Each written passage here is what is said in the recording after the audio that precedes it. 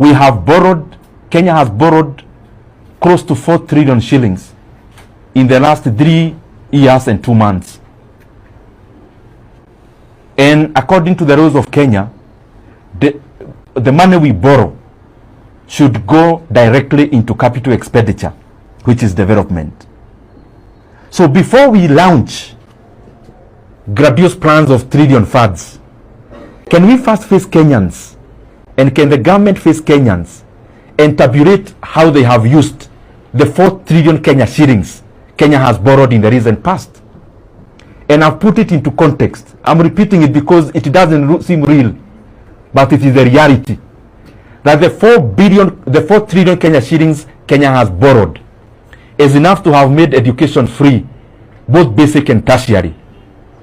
And the change that remains, even if we divide out of the 290 constituencies, we should be having 12 billion worth of completed projects across the country.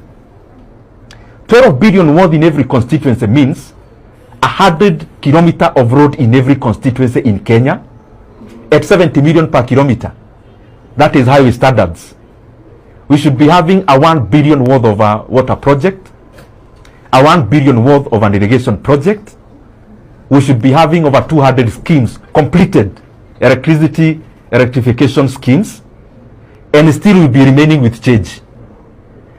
If we can't explain to Kenyans the money that has already passed through the government hands where it has gone, what is the business then of coming to again sell grandiose plans of trillions of shillings when we can't account for what we have already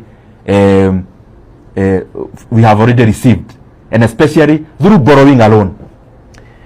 And lastly, out of the close to 4 trillion Kenya shillings we have borrowed, everything that Kenyans are seeing is not part of that money. Every ongoing road project in Kenya, especially completion of the road projects that are ongoing, that's a separate loan called securitization, which is illegal.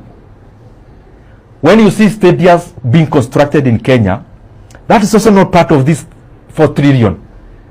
That's another borrowing called Talanta Board. When you hear about a program called Nyota, the one for alleviating unemployment in terms of the youth, that's also not part of that money. That's money we are receiving from World Bank.